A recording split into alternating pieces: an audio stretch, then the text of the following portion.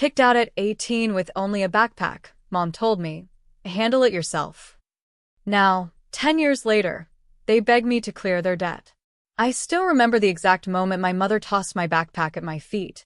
Figure it out yourself, she sneered. That was the day I turned 18, and my entire world imploded.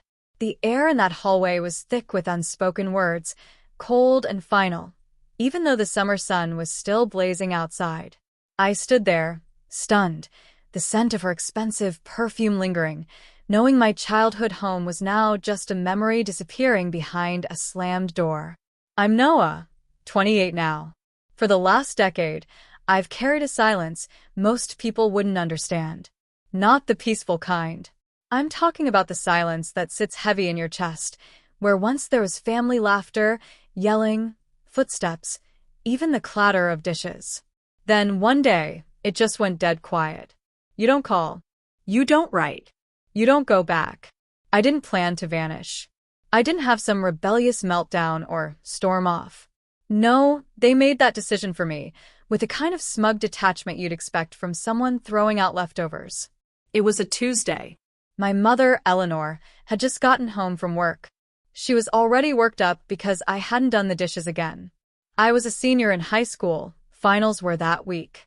I'd pulled a double at the local grocery store the night before and passed out with my face in a stats textbook. But none of that mattered to her. She didn't ask if I'd eaten, didn't ask how school was. Just saw the dishes and snapped. You're 18 now, she said, arms folded, eyes locked on me like she was daring me to talk back. You need to start acting like a man. You want to live here, you follow my rules. You don't? The door's right there. I stood there blinking, not because she hadn't said things like that before, she had for years, but because this time, something in her voice told me it wasn't an empty threat. She meant it. And I guess part of me was so used to being the scapegoat that I thought if I stayed quiet, the storm would pass. It didn't. She came back 30 minutes later with my old camping backpack already stuffed, half-folded shirts, a couple pairs of socks, a moldy notebook. She tossed it at my feet like trash. Figure out yourself, she said. No goodbye, no hug, not even a glance back as she shut the door behind me. That was the last time I saw my childhood home.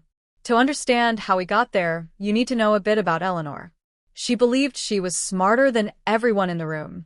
The type to complain about entitled young people while living off credit cards and payday loans. Her version of motherhood was managerial, not maternal. She loved control. If you weren't useful, you were disposable. And I, unfortunately, stopped being useful the moment I started thinking for myself. My dad left when I was 10, took off for Arizona with a woman named Sarah who made bath bombs. We got postcards for a few years, then nothing. Eleanor never forgave him, but all that resentment landed on me. You look just like your father when you lie, she'd sneer. Same coward's eyes. For a long time, I believed I was just a younger, more disappointing version of a man who'd already failed her. I had a younger sister, Chloe. She was 16 when I left. We weren't close, not because I didn't want to be, but because Eleanor had this way of turning us against each other. She'd feed us little lies, half-truths, then sit back and watch the chaos. Chloe says you stole her tip money, she once told me, even though I hadn't touched a cent. Why would she lie? That was the genius of it. She never yelled. She just planted seeds and watched them grow into weeds between us. After she kicked me out, I slept behind a 24-hour laundromat for a few nights. Then I couch-hopped, got a job at a mechanic shop because the manager felt sorry for me when I showed up smelling of detergent and desperation. I never really told anyone what happened, just said I left home. No one asked why. I scraped my way through life. Slept in my car when I could afford one. Took night classes. Eventually, I got certified as a diesel tech. 10 years of hard work, long nights, and lessons you only learn when you've got no safety net. And in all that time, not once did I hear from my mother. Not a text, not a birthday card, not even a forwarded message. But the silence gave me time. Time to grow, to build something. I didn't just survive, I got good at what I did. Eventually, I started my own small repair business. Nothing flashy, but steady, honest work, A good reputation. After a while, I hired a couple of guys, then expanded. I got an apartment I didn't have to share with cockroaches. Bought a car that didn't rattle like a maraca. I kept my head down and moved forward. Then last month I got a call. I didn't recognize the number, but something told me to answer it anyway. Noah. The voice was cautious, feminine, familiar but older. It's Chloe. I didn't say anything for a few seconds. Just sat there in my office chair, gripping the edge of the desk like it might anchor me to the present. I wasn't sure if this was still your number, she continued. I got it from one of your old coworkers. I know it's been a long time, but we need help. That's when the ground under me started shifting again. She told me Eleanor was in trouble. Big trouble. Credit card debt, hospital bills, something about defaulting on a second mortgage she shouldn't have been approved for. Apparently, she'd been using Chloe's name on loans, too. The house was going into foreclosure. Collectors were circling like vultures. They didn't know where else to turn. We thought maybe, Chloe said quietly, you could help us out. Just a little. Maybe pay off a few things so Mom could get back on her feet. Just like that. 10 years of silence. 10 years of scraping by and building something out of nothing. And now they wanted a handout. I didn't answer right away. I think I just laughed, not out of humor, but disbelief. The absurdity was so heavy my body had to let it out, or I'd explode. Noah, she said again, a bit more hesitant. Are you still there? I was. But I wasn't the same kid who got tossed out with a backpack and a warning to figure it out. Not anymore. In that moment, something shifted inside me. A quiet kind of resolve. Not rage, not bitterness. Just a cold, clear recognition of the opportunity dangling in front of me. They wanted help. They were desperate. And for the first time in a decade, I had the power. So, I asked Chloe to tell me everything. Every cent, every lie, every trick Eleanor had pulled to keep the dead hidden. I told her I'd think about it. But first, I wanted to hear it all. And as she spoke, voice trembling, shame seeping into every sentence, I started to form a plan. Not just to help, no. To make sure they understood exactly what it felt like to be discarded, to be treated like a burden. To finally, after all these years, get my turn at the wheel. But I didn't let any of that show. Not yet. Instead, I just said, all right, let me call you back in a few days. I'll see what I can do. Because the best revenge doesn't start with a scream. It starts with a smile and a promise to see what you can do. It's strange, the things you remember when old wounds get ripped open. After Chloe called, I couldn't stop replaying moments I thought I'd buried. Like the time I was 13 and twisted my ankle walking home from school in the rain. I limped home, soaked and muddy, barely able to put weight on it. Eleanor glanced up from the TV, took one look, and said, "You're tracking dirt in the house. Go clean yourself up." I spent that night on the floor because she didn't want me bleeding on the couch cushions. She didn't take me to urgent care. Didn't even offer ice. But 2 weeks later, when Chloe sprained her wrist during a volleyball game, Eleanor left work early, brought flowers, and sat with her the entire hospital visit. I remember staring at the vase on Chloe's nightstand and wondering what it would take for someone to care about me like that. That was our dynamic for as long as I could remember. Chloe, the golden child. Me, the insurance policy that stopped being useful when I stopped being quiet. At first, I didn't blame Chloe. She was 2 years younger, still figuring things out. But over time, she learned to play her role well. When Eleanor blamed me for things that weren't my fault, Chloe stayed silent. When Eleanor would hand her money for clothes while telling me to get a job if I wanted anything beyond food, Chloe never once offered to split the bill. She didn't have to. She knew the rules of the house. Eleanor gave her love, and in return, she stayed loyal. So when Chloe called me a decade later, I should have known better than to believe there had been a real change. But hearing her voice again, it cracked something open. She sounded tired. Not in the way people do after a long day, but in the way people do when they've spent years trying to keep their heads above water. Part of me wanted to believe she'd grown up, that maybe she'd seen through Eleanor's manipulations at last. Maybe she was finally reaching out to make things right. I told myself I'd listen, gather the facts, and make an informed decision, that I wouldn't let my emotions cloud my judgment. But that was a lie. Because even though I didn't realize it at the time, I was already unraveling. The moment I agreed to meet, I was already in too deep. We met at a cafe downtown. Neutral territory. I didn't give her my address. Didn't ask for hers. When I walked in and saw her sitting by the window, my first thought was how much she looked like our mother now. Tight posture, forced smile, eyes that scanned the room like she was calculating every possible outcome. But there was something else, too. Something raw. A kind of quiet desperation humming beneath her skin. "Noah," she said, standing too quickly. "Wow, you look older," I said, raising an eyebrow. She smiled, but it didn't quite reach her eyes. "No, just different." We ordered coffee and sat down, and she launched into the story like she'd been rehearsing it for weeks. Eleanor had lost her job 2 years ago, something about downsizing at the insurance company. She tried to find something else, but her reputation wasn't great and her spending habits hadn't changed. Credit cards maxed out. Medical bills piled up. She refinanced the house twice and defaulted on both. Then, when things got really bad, she started taking out loans in Chloe's name. That's when I leaned back and stared at her. "She what?" Chloe looked down at her coffee. "It started with a department store card. I didn't even know about it until I got a collections notice. Then it was a line of credit for some furniture place. I confronted her and she said she was just borrowing my name to help with family expenses. Said I owed her that much." I blinked slowly. "And you let her?" "I didn't have a choice." Chloe snapped, then caught herself and lowered her voice. "Sorry. I didn't mean to. I just..." She said if I didn't sign off on the car lease, we'd lose the house.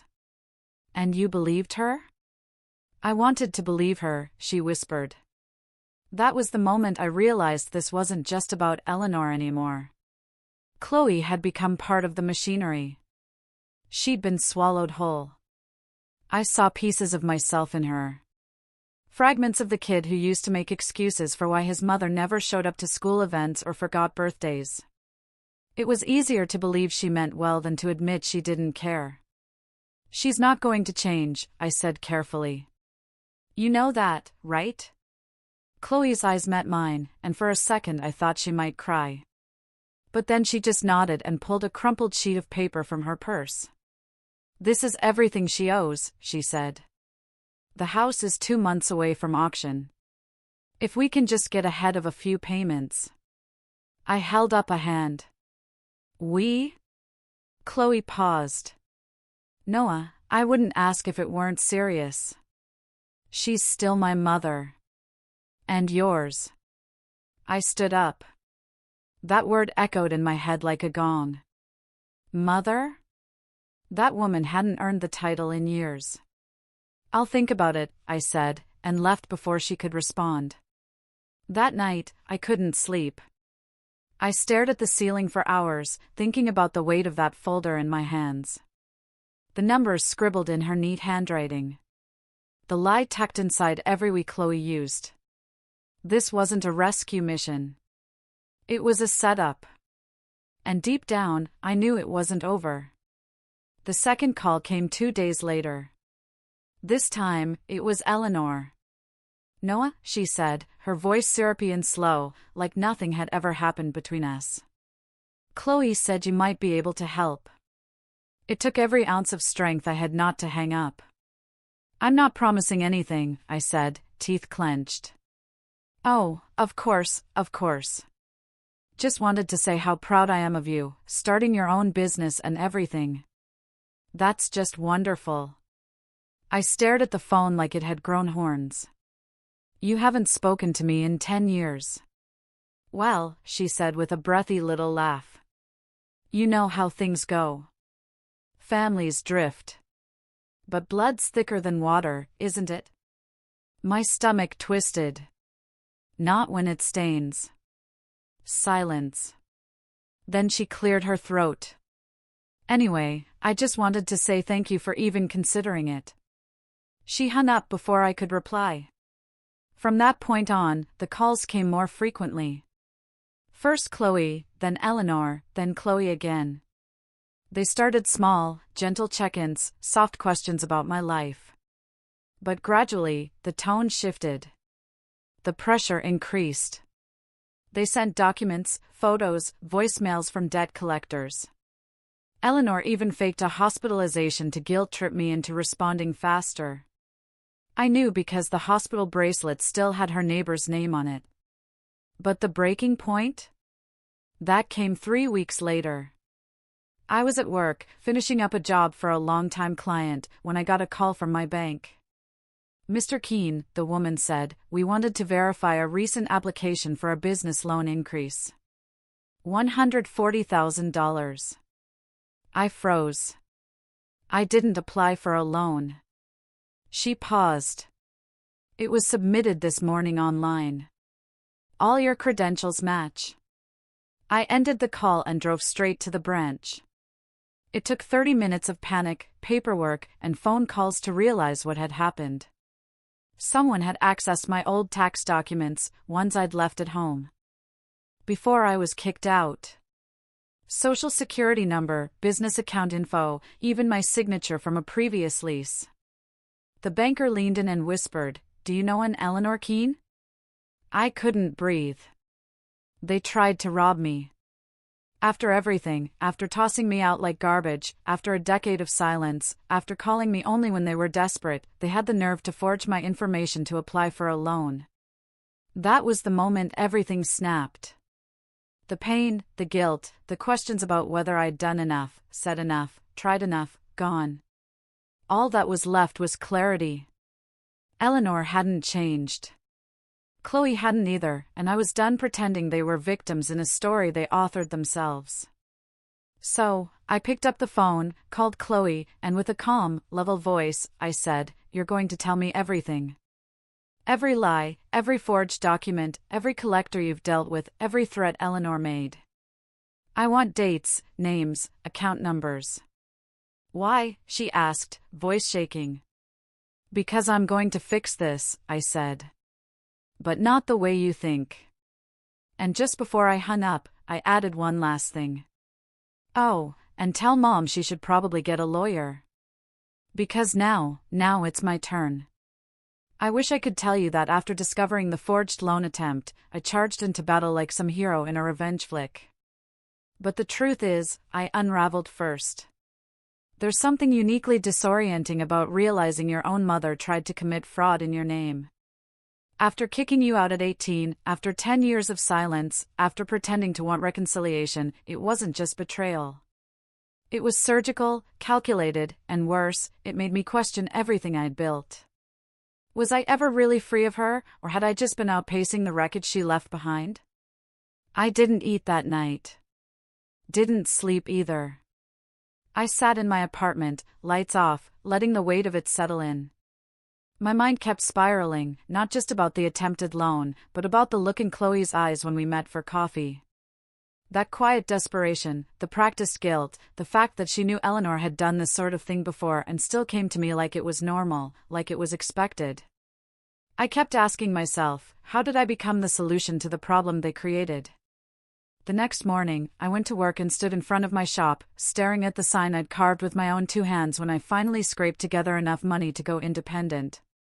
Keene Diesel and Auto. My name, my legacy, something no one gave me, something I built because no one else would catch me if I fell. And yet, I felt hollow. The betrayal had opened an old wound that, I didn't realize, still bled. The kid in me, the one who used to flinch at footsteps in the hallway or fight back tears while his sister got praised for a B-, he came roaring back. I felt like that kid again, powerless, small. For the next week, I moved through life on autopilot. I still showed up to work, nodded through customer interactions, barked orders at my crew, but I wasn't present. I'd get home and just collapse on the couch, staring at the ceiling like it owed me answers. The breaking point came when I snapped at one of my guys, Mateo, for asking a routine question about an engine rebuild. The look on his face was enough to gut me. "Dude," he said quietly, "you okay?" I wasn't. That night, I finally did something I'd avoided for a decade. I opened an old email account I hadn't touched since I was 18. I didn't even remember the password at first. Had to jump through 5 hoops just to get in. And there they were. Hundreds of unread emails, scholarship offers, community college reminders, student loan approvals I never responded to, notes from teachers checking in, even an email from Ms. Davies, my 11th grade English teacher, begging me to let her help after she heard what happened. I never read any of them. Never saw them. I'd left that email behind the day I left Eleanor's house, thinking there was no point holding on to anything from that part of my life. But seeing them now, it gutted me because maybe things could have been different. Maybe I'd spent 10 years clawing my way back up a hill I didn't even have to fall down. Maybe if I'd had just one adult in my corner, I could have gone to school, traveled, done something beyond wrenches and oil changes. I broke down that night. Not the angry kind of crying. Not the loud, dramatic sobbing you see in movies. It was quiet, like my body had finally stopped pretending everything was okay and just let go. But here's the thing about rock bottom, it's solid. And once you hit it, you finally have something to push off from. So that's what I did. I started small, cleaned the apartment, called my accountant to double-check that my business accounts were secure. I updated passwords, put fraud alerts on my credit, and flagged Eleanor's name with every agency I could. I wasn't just protecting myself anymore, I was building a wall no one could scale.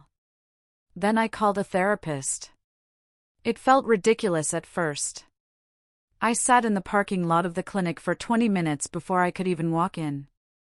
But once I did, and once I started talking, I realized how much I'd been carrying that didn't belong to me. The shame, the guilt, the belief that I wasn't worth saving. None of that was mine. Eleanor gave it to me. And I'd been dragging it around like an anchor for 10 years. My therapist, Dr. Evans, didn't try to fix me. She just listened. And slowly, I started seeing patterns I'd missed before. The way Eleanor had isolated me.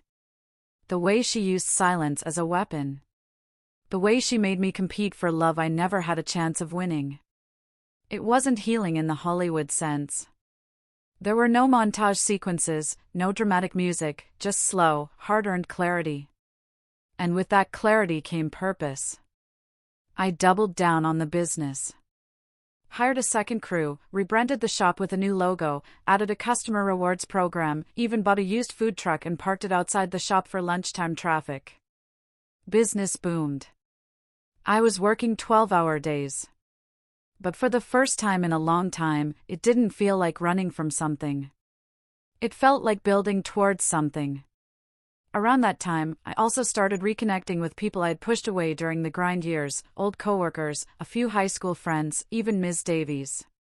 She still remembered me, still taught. When I told her what I was doing now, she smiled through the phone and said, "I always knew you'd land on your feet. You just had the wrong people in your corner." That stuck with me because she was right. My whole life, I'd been told I was a burden, that I took up too much space, asked for too much, needed to be more like Chloe. But now I had employees who relied on me, clients who trusted me, a team who saw me as a leader. I wasn't just surviving. I was needed, respected. Still, the fallout from Eleanor's attempted fraud loomed like a storm cloud on the horizon. I filed a police report, gave them everything, emails, texts, copies of the forged documents. Chloe begged me not to, said it would ruin their lives, that Eleanor was just desperate. I told her I knew the feeling, but that desperation didn't excuse betrayal. She went quiet after that, didn't call again for a few weeks until one night she showed up at my shop unannounced. It was late. I was alone. The bay doors were half shut and I was cleaning up when I saw her standing outside, arms wrapped around herself like she was bracing for a storm. "Noah," she said softly. I didn't know where else to go. I almost told her to leave, but something in her eyes stopped me. She looked like I had 10 years ago, lost, tired, cornered. She sat on an overturned bucket while I finished closing up, and then she told me everything. About the loans, the lies. The night Eleanor told her to call me. I didn't want to, she said. But she said if I didn't get money from you, she'd start calling your clients. Said she still had your old address book. I stared at her. She threatened me? Chloe nodded. I thought she was bluffing. But then I saw her draft an email pretending to be you. That's when I knew. She trailed off. I waited. Then she said it. That's when I knew she never loved either of us. Not really. It landed like a gut punch, because even after everything, some small, stupid part of me still wanted to believe Eleanor had loved someone in our family. But maybe narcissism doesn't leave room for love. Just leverage. I'm sorry, Chloe said, eyes brimming. For what? I asked.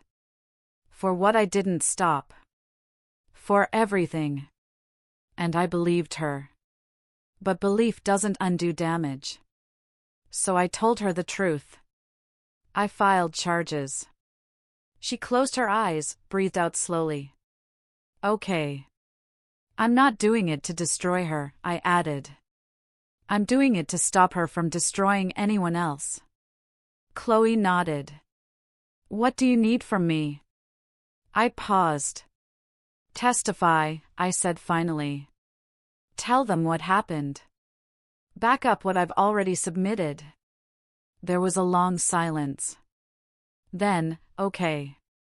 She left that night with no promises, no hugs, no warm resolutions, just an understanding that maybe for once we were on the same side.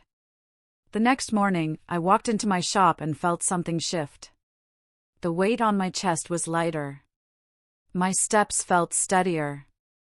I wasn't waiting for the other shoe to drop anymore because I wasn't the scared kid with a backpack and nowhere to go. I was the man who built something from the ashes. And now it was time to return the favor. It's funny how revenge doesn't come in one big dramatic swoop the way movies make it seem. It's quieter than that. Slower, more precise, like tightening a series of screws until the whole thing cracks under the pressure and collapses with the slightest touch. I didn't plan on seeking revenge at first. I just wanted peace, a clean break. But once I filed that police report and started getting into the details of the loan application Eleanor tried to file in my name, it became clear she hadn't just tried to take from me. She was still taking from Chloe, from distant family members, even from an elderly neighbor. She had convinced Mr. Harrison to co-sign for a furniture loan last year. She was a walking disaster disguised as a victim. And the more I dug, the more I saw how deep the rot went. And I couldn't ignore it anymore. Eleanor had to be stopped. Not just legally. Not just with court dates and depositions. She had to feel it. Understand what it's like to watch something you built unravel slowly, helplessly, while the people you underestimated pull the strings. But for that, I needed leverage. Real leverage. And lucky for me, she'd already given me all the rope I needed to hang her with. The first thing I did was go back to the bank. Not just the branch that flagged the attempted loan, but every institution she might have contacted. I requested full fraud investigation reports, subpoenaed through my lawyer when necessary. At first, it was like moving through wet cement, slow and exhausting. But once the first few documents came through, it snowballed. Turns out Eleanor had tried applying for 3 different loans using my information. Only one flagged it. The others were still pending review. I froze every account I had, then opened new ones under a business trust, one created with a different name. I hired a cybersecurity consultant to comb through my personal data. And sure enough, she'd been scraping old records, probably from a storage bin in her garage or a junk drawer she never cleaned out. But what really pushed things over the edge? Chloe started talking. At first, it was tentative, quiet. She'd send me texts at odd hours with little details, a receipt from a loan, a credit card bill in someone else's name, a scanned image of Eleanor's notebook where she scribbled passwords and account numbers. But then something changed. I think Chloe finally realized that Eleanor was never going to protect her, that she was just another pawn in a long game of deflection and manipulation. And when she made that mental break, she gave me everything. Years' worth of evidence, copies of tax returns Eleanor had forged using her identity, screenshots of emails where Eleanor instructed her to convince Noah to help and offered to split the payoff if he played ball. There was even a recording, muffled but clear, of Eleanor admitting to opening accounts in both our names and bragging about how stupid we were for leaving that kind of information in her hands. "I'll never have to work again," she'd said in the recording, her voice dripping with satisfaction. "Noah's doing great. He owes me for raising him. I'm just collecting interest." That was the final nail in the coffin. I forwarded it to my lawyer, a no-nonsense woman named Lena, who used to work white-collar crime in Boston. When I played the recording for her in her office, she didn't even blink. "She's done," Lena said. "I'll prepare the fraud case, but if you really want to bury her, we should go after her civilly, too." "You mean sue her?" "I mean, destroy her," Lena replied. And that's when I stopped feeling like a victim. I felt like an architect. Step 1 was control. I needed to make sure Eleanor didn't see it coming. So, I played it cool. No more calls, no angry texts, no confrontation. I vanished from her radar again. This time, intentionally. Let her believe I gave up or got scared off or decided I wasn't worth the hassle. People like her thrive on attention. Silence makes them nervous. Meanwhile, Lena and I began building a case. I wasn't just filing charges for the attempted loan in my name. We were filing for identity theft, defamation, attempted wire fraud, and financial exploitation of an elder, because one of the names she'd borrowed credit from belonged to her old neighbor, Mr. Harrison, a 78-year-old who thought he was co-signing a medical bill. When we contacted him, he broke down crying. She said it was for a back surgery. He told us over the phone, said she'd pay me back in a month. He never saw a dime. Once we had Mr. Harrison's statement, we started tracking down other victims. Most didn't even realize they were victims. A cousin from Georgia who got hit with a tax lien. A distant aunt whose credit score mysteriously dropped 200 points. A former coworker who found her name on a payday loan she never applied for. Eleanor wasn't just reckless. She was systematic. She used people the way some people use coupons: take what you want, throw away the rest. And somehow she'd gotten away with it for years. Not anymore. The next step was laying traps. Lena helped me draft a formal letter posing as a debt reconciliation specialist, offering Eleanor an off-the-record solution for her debts. One that involved a phone call, a signed agreement, and a verbal confirmation of all loans taken in my name and others. We had Chloe deliver it under the guise of a friend's referral. Eleanor bought it. In 2 days, she called the number listed. Lena's private investigator, who posed as the specialist, heard everything. Eleanor admitted to opening the loan applications, admitted to signing Chloe's name, claimed she was entitled to a little support from her kids, and that it was family money anyway. She even laughed about how she was going to get out of this mess because Noah can't afford to take me down without wrecking the whole family name. We recorded the entire thing. Then we subpoenaed her phone records. Turns out she had been calling my clients. Well, trying to. Left a few voicemails at old numbers claiming I was under investigation and not to be trusted. Most of them just blocked the number, but the intent was there. It was enough to tack on a defamation charge. I was methodical, cold, patient, everything Eleanor wasn't. And while the legal side of things moved forward, I made another move. This one personal. I sat down with Chloe and had the most honest conversation we'd ever had. "I need to know," I said. "Why now? Why really come to me?" She didn't answer at first. Just sat there playing with the edge of her sleeve like she used to when we were kids. Then she said, because I realized she would have thrown me away just like she threw you away. And when I saw what she tried to do to you, it finally clicked. You weren't the broken one, Noah. You were the only one who ever saw her clearly. I didn't say anything, just nodded. And if I have to testify, she added, I will. I don't care if she never speaks to me again. She won't, I said quietly. I know, Chloe replied. And that's the point. We started seeing each other more after that. Not often, but enough. She came by the shop, helped me organize some paperwork, told me stories about her job, her roommate, the little steps she was taking to reclaim her life. It wasn't some instant sibling reunion. We were still cautious around each other. Still scarred. But for the first time, I didn't feel alone in the war. I had an ally. And then came the opportunity I'd been waiting for, a charity gala. Eleanor loved galas. Loved being seen in expensive dresses, pretending she belonged with people who actually paid their debts. She'd finessed an invite through one of her old insurance buddies. Chloe found out and forwarded me the details. So, I called Lena. You thinking what I'm thinking? I asked.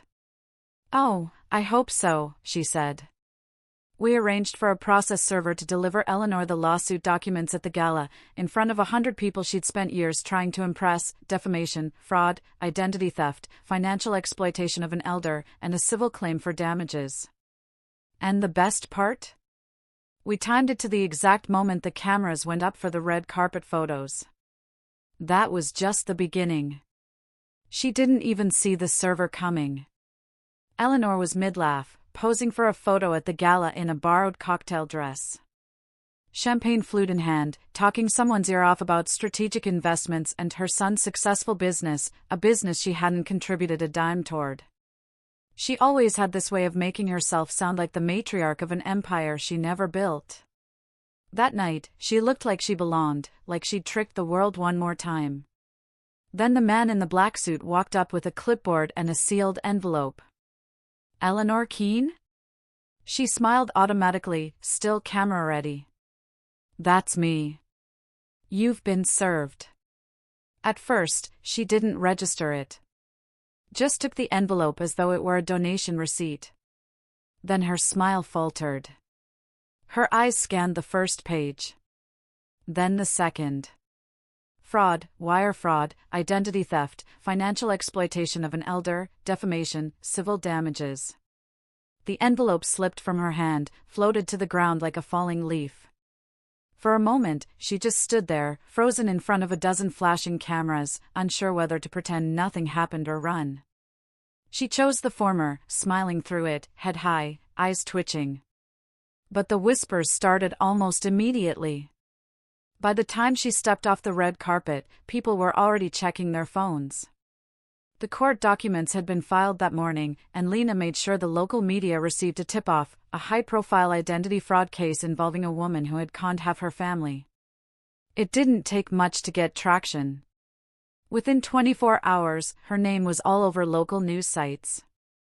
Socialite mom accused of defrauding children, elderly neighbor in scheme worth tens of thousands. The fallout was fast and vicious. Her landlord gave her 30 days' notice. Her bank accounts, what little remained, were frozen. Her old employer, who she occasionally freelanced for, released a statement, cutting all ties. Friends stopped replying to her texts. Neighbors stared a little longer when she checked her mail. A few people she owed money to came knocking, emboldened now that her mask had cracked. And then came the official court summons. Lena pushed for prosecution, but the DA was already on it.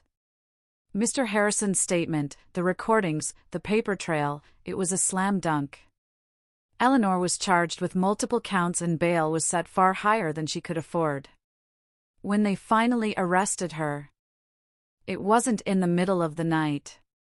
It was mid-morning at a nail salon, in public. I wasn't there for it. Didn't need to be. Chloe was. She watched from her car as they placed Eleanor in cuffs, calmly sipping a gas station coffee like she was watching the weather. I didn't cry, she told me later.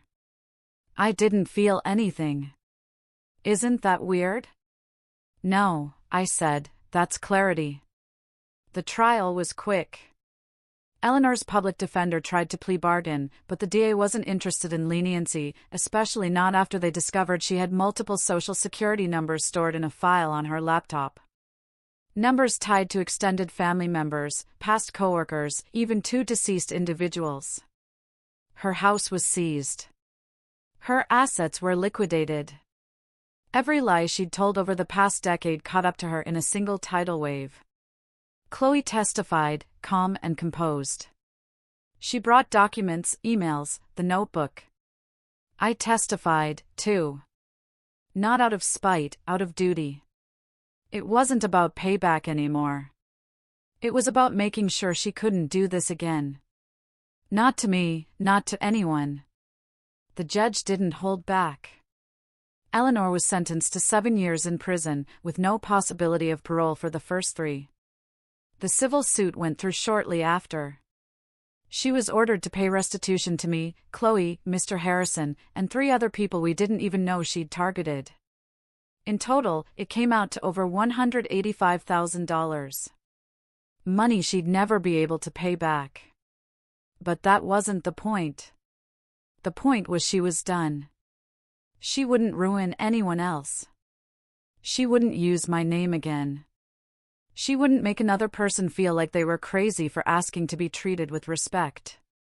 For the first time in my life, I felt clean, like the weight had finally lifted.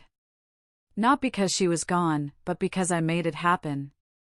And as for Chloe, she started fresh, moved into a new place across town, changed her number, went back to school part-time for accounting, of all things. She still works part-time at a bookstore, and sends me photos of weird customers and badly designed book covers. We talk more now, not daily, but enough. The day Eleanor was sentenced, we sat in a diner after court. Just the 2 of us. No champagne, no speeches, just pancakes and silence. Then Chloe looked up and said, "Do you think she ever loved us?" I thought about it. Maybe in her own way, I said. But I don't think she knew what love actually meant. Chloe nodded, eyes glossy. Well, I think I do now. She reached across the table and squeezed my hand. It wasn't some Hallmark ending. We didn't magically become perfect siblings. There are still wounds, still moments when the silence creeps in and whispers old doubts. But we're building something new. Brick by brick, conversation by conversation. As for me, Keen Diesel and Auto expanded again. I bought the space next door and turned it into a waiting lounge with free Wi-Fi and coffee. I even hired a receptionist, Sophia, who tells me every day that I need to take a vacation. Maybe I will. For once, there's nothing chasing me. And Eleanor, she's where she belongs. Behind cold steel and concrete, where charm and manipulation don't count for much. She sends letters sometimes, long rambling things full of apologies and excuses and Bible verses. I don't read them. I donate them to a recycling bin outside the post office. And every time I let one fall through the slot, I walk away a little lighter because I've already served my time. Now it's her turn. And that's the thing about being thrown out with nothing but a backpack, you learn how to travel light. You learn how to survive. What would you have done if you found out your own mother tried to ruin everything you built?